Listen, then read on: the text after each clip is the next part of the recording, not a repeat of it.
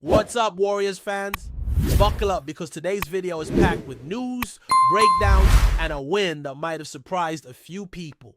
Golden State went into Houston and walked away with a strong road victory, taking the first game of the series by a score of 95-85. It was the kind of game that reminded everyone why this team can never be counted out, especially when the postseason lights are on. One player in particular stepped up big time, shining in key moments and delivering plays that swung the momentum when it mattered most. And don't worry, we're going to dive into all of it, from performances to stats to what needs to change going forward. Now, this video is going to flow a little differently than usual. We ran a live stream covering the action, and shout out to everyone who tuned in. Your support is always appreciated. But today we're coming with a post-game analysis that's deeper, more detailed, and focused on what this win really means. We're not just looking at who scored the most or who had flashy plays. We're peeling back the layers to show where the Warriors got it right and where the warning signs still remain. Let's be real, winning on the road to open a playoff series is a major boost, but there's still work to do if this team wants to keep advancing. Starting with individual performances, there were a few names that really need to be highlighted. One guy didn't put up crazy numbers on the scoreboard, but his defensive presence was felt all night. He altered shots, fought through screens, made timely rotations. Everything you want from a player who understands that defense wins championships. And then there was the veteran, the playoff performer we all know and trust, who stepped up yet again. He not only poured in some crucial points, but grabbed an important rebound that led to a bucket late in the game, stretching the lead when Houston was starting to claw their way back. That type of moment, that's playoff basketball. It's about showing up when the pressure hits. Another key contributor hit some tough shots when the defense was tightening up. He found space, pulled the trigger, and connected on attempts that gave the team breathing room. And let's not forget a teammate who, even without making headlines, delivered a rock-solid showing and buried a key jumper just when the Rockets looked ready to shift the momentum. That basket? It shut the door on a potential run. And those are the kinds of plays that separate teams in the postseason. The win came despite the absence of a key starter, which makes this result even more impressive. But it also reveals something that could be a concern moving forward: depth. One of our backup guards, stepping into a bigger role, didn't have the kind of game we'll need from him if the Warriors want to keep winning. He'll need to step up in future matchups. Another reserve came in late and didn't contribute much statistically. That's not a knock. Rotations shrink in the playoffs, but it does highlight where Golden State needs to be sharper. On the Houston side, there was a standout scorer who did his thing, dropping a respectable total. But overall, their shooting was subpar, especially from deep. That inefficiency is what gave the Warriors some breathing room. If you watch the game, you probably already noticed this trend. But if you didn't, let me break it down. Houston struggled to hit from distance. They were cold from beyond the arc, and we'll talk numbers in a second. But first, it's important to acknowledge that while the Warriors played well, they also got a bit of luck. Because if Houston had capitalized on some of those second chance opportunities, this game could have looked very different. Now, let's hit the numbers for a second, because this is where things get real. Houston attempted 29 shots from three-point range and only made 6. That's a 20% success rate, which is brutally low for any NBA team, especially in the playoffs. Golden State, on the other hand, put up 32 attempts and made 12, good for 37.5%. That's a huge difference. Those extra points from deep gave the Warriors a cushion that helped them weather other issues. And yes, there were issues. The biggest concern: rebounding. Houston destroyed us on the glass. They pulled down 52 total rebounds compared to our 36. That's a 16 rebound gap, and it's unacceptable in a playoff setting. Even worse, they snagged 22 offensive boards. 22! We only had 6. That's a difference of 16 extra possessions. And here's the kicker: despite all those second chances, Houston only managed to score 22 points off them. The Warriors got 12. So even though they had a massive rebounding advantage, they didn't capitalize enough to swing the result. That tells you two things. First, we were lucky. If they converted more of those offensive rebounds into points, we could have been in real trouble. Second, it shows the importance of execution under pressure.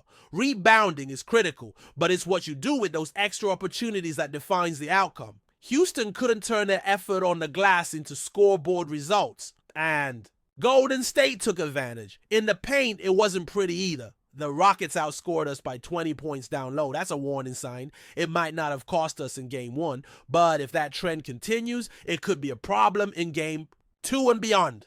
Luckily, the Warriors were able to dominate another key category, fast break points. We outscored them 16-4 in transition, and that helped cancel out some of their advantage inside. Still, allowing that many offensive boards and points in the paint is playing with fire. It has to be cleaned up. One player spoke about this after the game. He was honest, saying he thought he'd come in and drain 3 quick triples. But after missing his first few shots, he changed it up.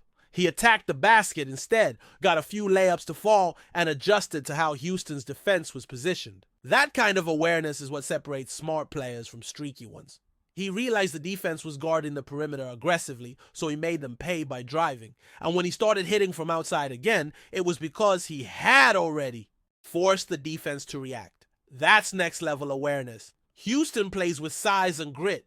Their defense is physical and they rotate well. But if you stay patient, probe their coverages, and wait for them to tire or shift, you can find your gaps. That's what the Warriors did in spurts. The goal is always to keep the defense honest. Make them respect your shooters and your drivers. And if you do that, you create space not just for yourself, but for your teammates as well. One of our veterans deserves a special shout out here. He's been to the mountaintop, played in finals, and has a calm confidence when handling the ball. Whether he's setting up a shot, breaking down the defense, or just taking control of the tempo, he's in command. What he brings to the table is invaluable, especially when the top scorer is on the bench. He doesn't panic. He creates. He relieves pressure. And that's exactly what you need in a playoff environment where every possession matters. And that's not to say it's all about the old guard. There's still youth on this team. Hungry, fearless guys who step in and give everything they've got. The blend of experience and youthful energy is what's keeping this team moving. There have been setbacks this season, no doubt, but through it all, the Warriors stayed focused. They've now won 18 of their last 20 games, and the fire is real. The mission remains unchanged. Go on the road, compete, and come back with a win. There was one shot. You know the one I'm talking about. A deep 3 that felt like it came out of nowhere and had everyone on the edge of their seats. It was the kind of play that leaves your jaw on the floor, the kind of moment that reminds you why we love this game. That shot wasn't just 3 points. It was a statement. It was a reminder that this guy, this player who keeps showing up in big spots, is going to be a massive piece of this playoff journey. He keeps popping up at just the right time, delivering when no one expects it. And it's moments like that which swing a series. That kind of confidence, that willingness to take the big shot without hesitation, can be taught. It's just in him. And the team knows it too. You can see it in how they respond to him. They rally around his energy, his spark, his fearlessness. But it's also crucial that he doesn't get overworked. The coaching staff has to find ways to manage his minutes smartly because overexposure can lead to fatigue. And when a player like him hits a wall, it affects the whole group. What's really impressive is that he understands his place. He knows who the team's leader is, and he embraces that supporting role with maturity and purpose. He's not trying to be the star every night. He's just focused on doing his part and doing it well. From the coach's perspective, this win is more than just game 1. It's a milestone. With this victory, he's now reached 100 playoff coaching wins. That's not just a random stat. That puts him in elite company. He's now tied for the 6th most all time. And with his next win, he'll pass another legend of the game. That's history in the making, and it deserves recognition.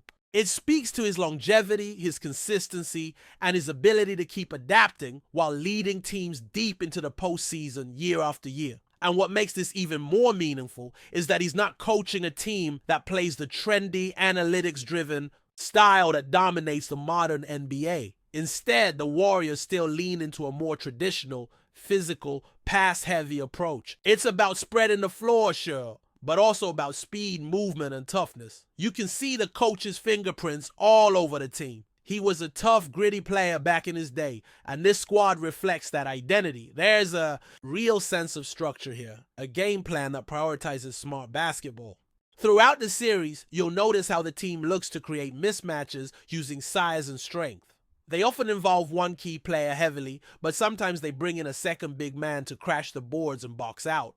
Rebounding isn't just a stat here, it's part of the game plan. Everyone on the floor is expected to contribute, and it shows. There's an old school energy to how this team battles, and it's something fans have really connected with. Now, there's one big guy who didn't play much during the regular season, but you can tell the staff is trying to work him in as a wild card. His size and presence bring a new element to the floor, especially in those inside-out actions. The only issue is that the team didn't always capitalize on those looks. There were moments when the ball came back out from the post and the shooters were open, but the shots didn't fall. That needs to be cleaned up. If you're going to feed the paint and draw defenders, and you have to make those outside shots. That's the balance this team is searching for. A mix of physical inside play with sharp perimeter shooting. Still, this Game 1 win was huge. Winning on the road in the playoffs is never easy. And now the Warriors get 2 full days of rest before Game 2.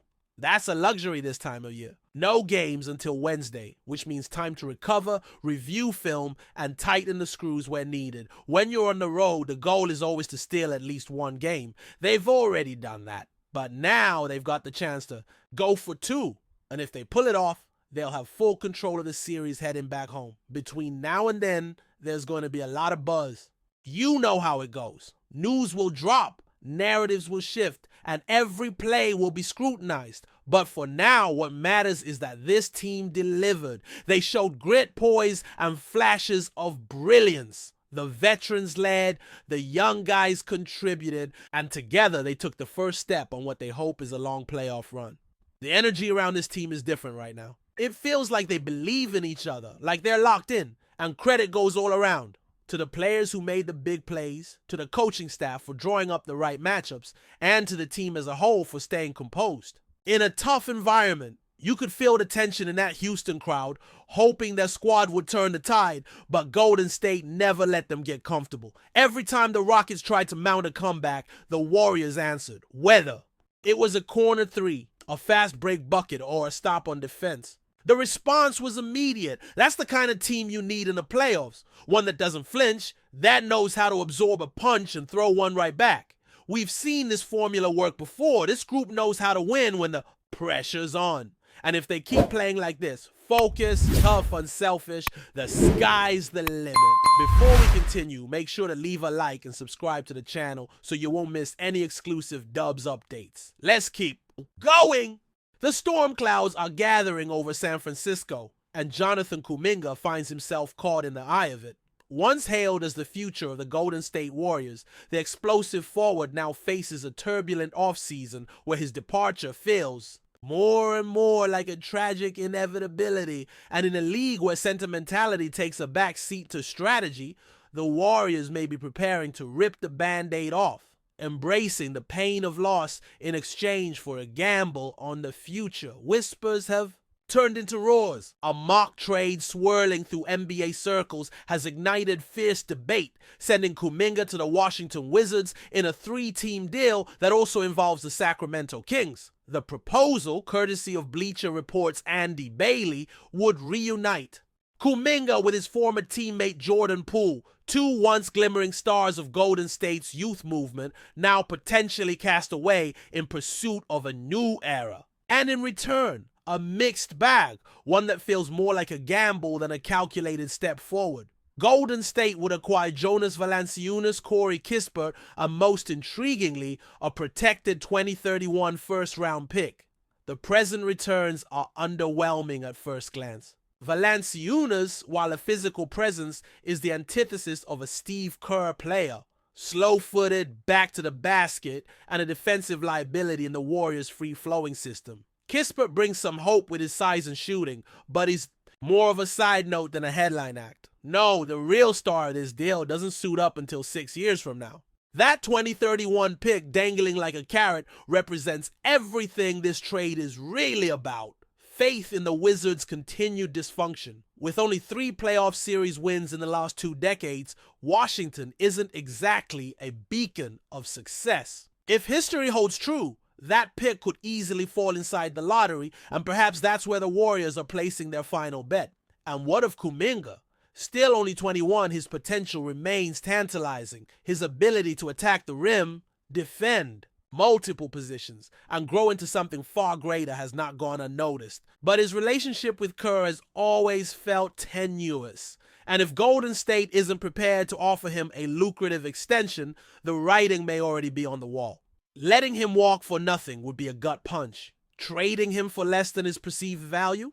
A slow bleed, but one that might allow for long-term healing. Trayce Jackson-Davis is another casualty of the proposed deal. And while his name won't grab headlines, the sacrifice still stings. Once a promising rotation piece, he's now drifted to the end of the bench behind the likes of Quinton Post, another sign that the Warriors are preparing to pivot in unexpected ways. This is not a trade that will be celebrated. It's one that fans will argue over, dissect, and mourn, especially if Kuminga blossoms into a star elsewhere. But for a franchise caught between the past and the future, between chasing one last ring and rebuilding from the ashes, this may be the kind of difficult choice that defines the next chapter. And so, with the playoffs looming and uncertainty in the air, Golden State stands at a crossroads. The ghosts of what could have been may haunt them, but perhaps, just perhaps, the Warriors see a brighter tomorrow in the distance. Even if it means letting go of one of their brightest young flames. Stay updated exclusively with the latest Dub Nation news. Subscribe to our channel and hit the like button to keep getting daily updates on the Warriors. Don't forget to share your thoughts in the comments. Your input is essential for the Dubs community. Stay tuned for the next video.